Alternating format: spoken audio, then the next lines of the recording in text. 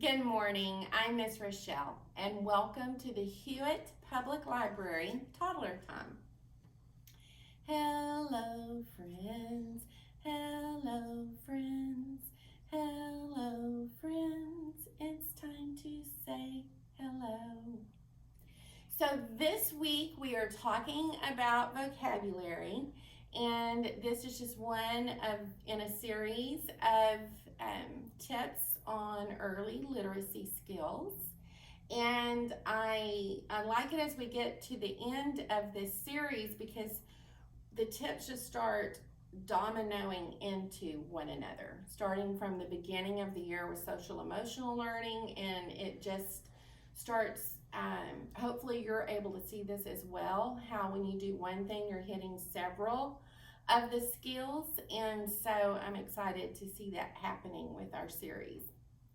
So this week is on vocabulary, and it's just what it sounds like. It's knowing the names of things, the names of concepts and feelings and ideas.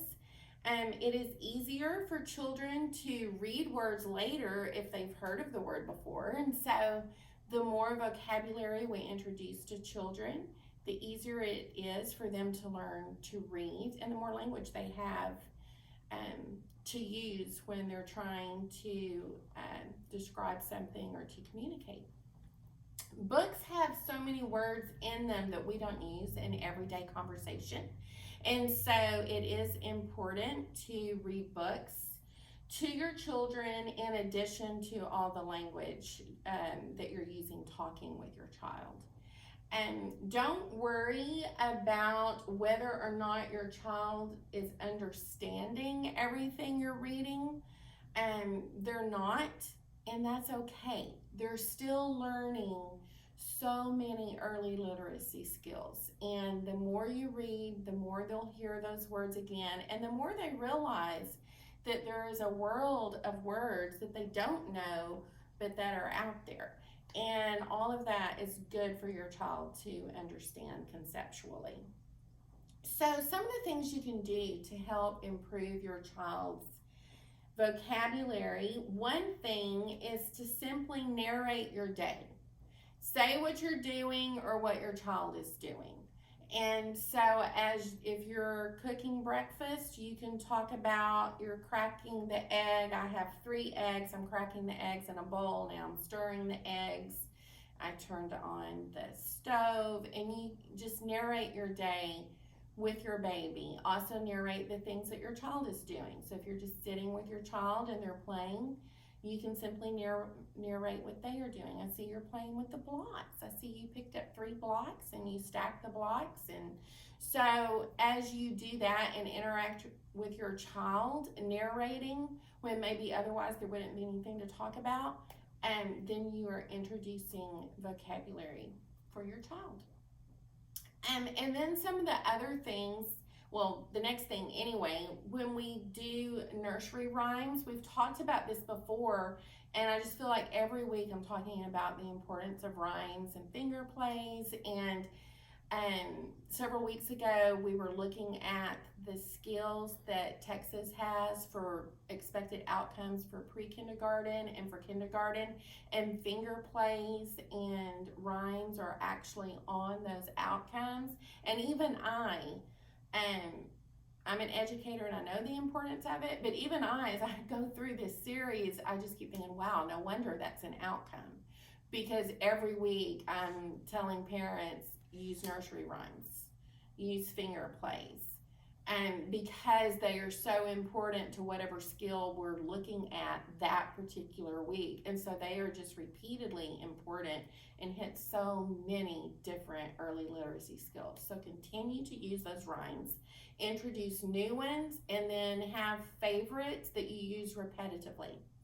And when you read a book, describe what is happening in the pictures. You don't always just have to read the words in the book. You can use one book many different ways. So you can use one book and you can just go through and look at pictures and describe the pictures. You can talk about the characters' faces. You can go through the book introducing vocabulary and talking about a new word and pointing to the picture that goes with that word. And then the next time you read the book, you can actually read the words of the book. And so there are different ways you can use the same book to improve all of these skills. But the more words you're using as you go through the book, the richer your child's vocabulary. Make sure you're naming feelings. We talked about this at the beginning of the fall series on social emotional learning, but it's crucial that they have that vocabulary.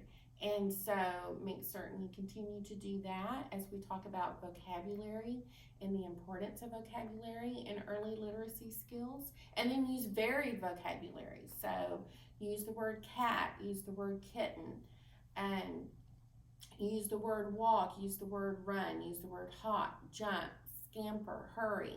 Use all these different words that are referring to the same general idea so that your child can learn the nuances of language and know that vocabulary words can speak to very specific differences about what is happening. And so use varied vocabulary with your child. This week I have 5 books to introduce. So this one is Hibernate with Me. This is a book about a mama or daddy bear, I don't know which, and a baby bear. And this is a great social emotional learning book as well as a book on vocabulary. So you can talk about hibernation and what hibernate means. And then as you go through the story, the baby bear is having some feelings of feeling shy and worried, and the parent bear is saying how they will care for them and make sure there's always a safe place to hibernate, and just making certain that this baby bear is safe and secure. And so that is the story. This has beautiful pictures that you can describe with your child. So many opportunities to introduce some new vocabulary with your child. This book is Have You Seen My Trumpet? And so the same as with Hibernate with Me, there will be, new pictures to describe, new vocabulary, who is playing frisbee. You can point to the frisbee. But another thing that's fun about this book, and like I said earlier, your child does not have to understand all of this. It's still important to do it. And so you can also go through this book and it's frisbee, but it highlighted the word be, and it's just showing that there's a word within the word. And so you have hidden words to find while your child has hidden pictures to find, or if they're too young for that, you can point out both.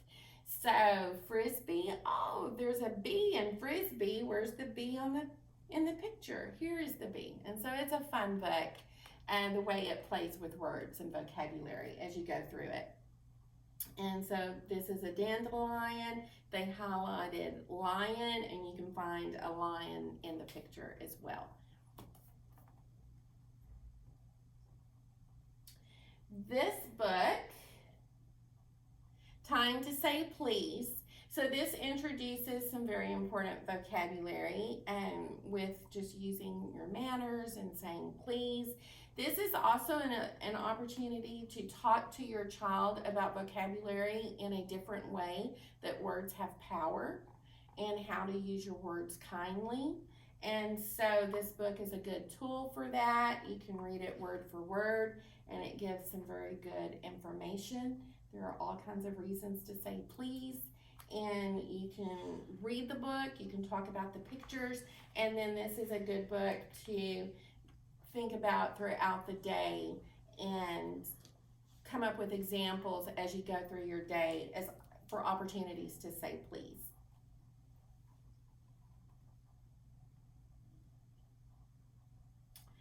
This book is on sizes, and so this is just a reminder that our child does not understand all of the nuances in language and with vocabulary. And so big and small, big and gigantic, big and huge, just using those descriptive words and trying to point out the differences in those words are very important for your child. And so big, little, and you can point out which page has the big pictures, which page has the little pictures. And again, they may not understand everything that you're saying, but say it anyway. It's good for them. This one has little to big, and then as you're going throughout your day, it's easy to build that background experience so that the next time they're introduced to little to big, they've also had experiences in the real world with that, and so you can take things in their environment and organize them little to big, big to little, and so forth as you go through the book. And then this one in the back is neck and neck, and this is about a giraffe who is very jealous of this balloon who has the face of a giraffe because the children are enamored with the balloon and not paying attention to the giraffe. And so it's a story about this giraffe dealing with a little bit of jealousy, and he ends up confronted with a problem of whether or not to do the right thing, and he does the right thing and saves the day for some children at the end of the book.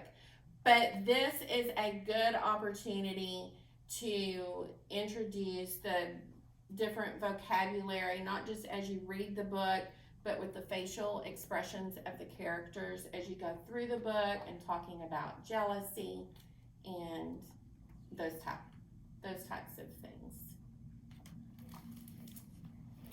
Are you ready for story time?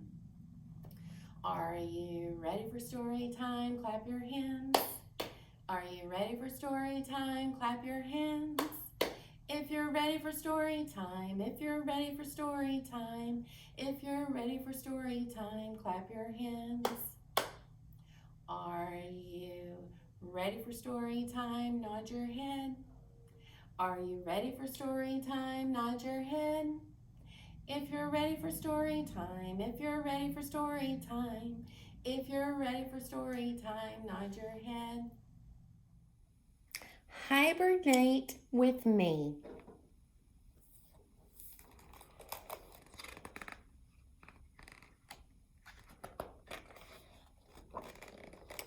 Hibernate with me. Words by Benjamin Scheuer. Pictures by Jemima Williams.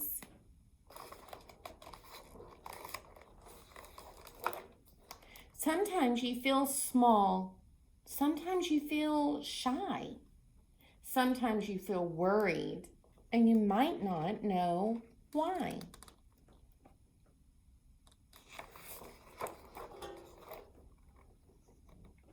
Sometimes you want nobody to see. Darling, you can hibernate with me. With a blanket made of meadow moss, I'll wrap you in a hug. Somewhere comfortable and warm, somewhere cozy, safe, and snug. I have got the perfect hollow tree. Darling, you can hibernate with me. Oh, the big bear and the small bear look cozy and warm by the fire.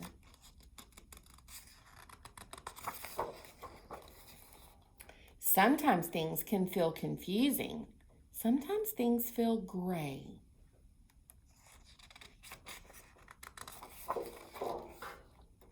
But if you're ever feeling lost,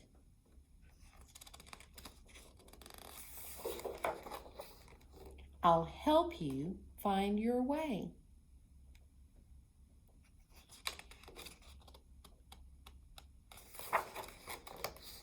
In the autumn, when the leaves turn from green to red, I will keep you warm.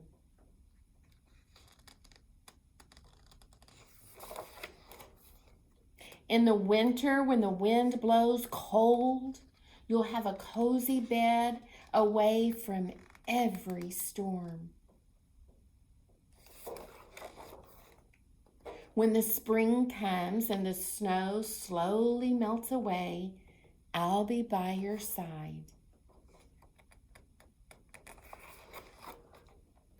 In the summer, we will frolic in the clover and dandelion. But if you want to hide, I'll always have a tree for you.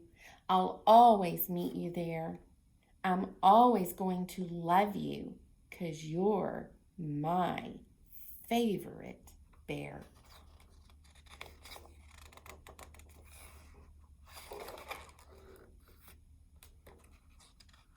When you wake, there will be honey for your tea.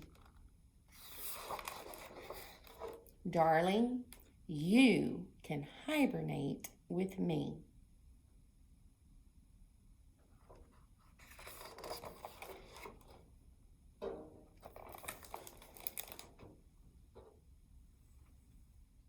I hope you enjoyed this story for this week. We're going to end our story time today with two different rhymes. They're not finger plays. These are very traditional, or at least they are to me, because we did them when I was a child, so they've been around a long time. And I want to talk about a couple different ways to use them. And so it's hokey pokey is the first one. And so you put your right hand in, you put your right hand out, and you shake it all about. You do the hokey pokey and you turn yourselves around, because that's what it's all about.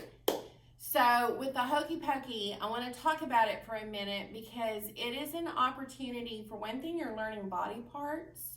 You can also use parts, you can use vocabulary in the environment. It doesn't just have to be body parts. So this is something that you can do at home with your child. You can also, if they're bored, it's something you can easily do when you're out and about with your child. When you're doing an activity, you're at a friend's house and they just need something to do. It's something easy for a group of children to do, and they just like it. It's fun. And you can introduce so much vocabulary, not just with the body parts, but with things in the environment, and also by changing up the instructions in the song. So it doesn't just have to be put your right hand in, put your right hand back. It can be put your right hand up, put your right hand down, and you can introduce those description words too. And so you put your right hand in, you put your right hand back, you put your right hand in and you shake it all about. You do the hokey pokey and you turn yourself around. That's what it's all about. And you can just have fun with this. And so I just wanted to remind you of this old favorite that you can do with children because of its versatility. There you can do body parts, you can learn right and left. You can introduce other descriptive words, over, under, and it doesn't have to be body parts. You can use things in the environment. So this is just a fun little song that you can do with your child or with a group of children to entertain them and introduce so much vocabulary at the same time in a very fun way.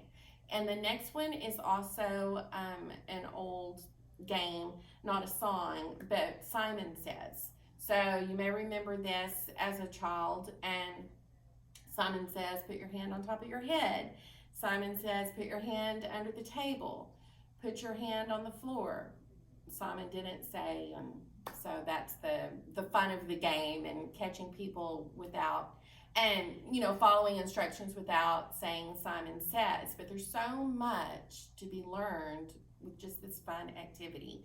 Again, it's versatile. You can do this with one child, you can do this with more than one child, and it's something you can do wherever you are, which just makes it nice when you need something quick to do. The kids are fussy, they just need something to entertain them for a few minutes, and you can do this. But again, you're introducing so much vocabulary, And because you can make it whatever you want it to be, and you're making them really listen to the language for when Simon says and when Simon doesn't say. And so they're really having to key into the language. You can teach right and left. Put your right hand up, put your left hand and up, and all of those different body parts, action words. Simon says to jump, Simon says to hop, Simon says to pick up the frisbee. And so you can introduce a lot of vocabulary, a lot of action vocabulary, a lot of description, and increase those listening skills to language just by doing this old favorite. So I just wanted to bring those back. They're old favorites, but they have a lot to offer, and you can do them with one child or a group. So I hope you have a good week, and I'll see you next week. And so, goodbye. Goodbye, friends. Goodbye, friends. Goodbye, friends. It's time to say goodbye. Goodbye. Thank you.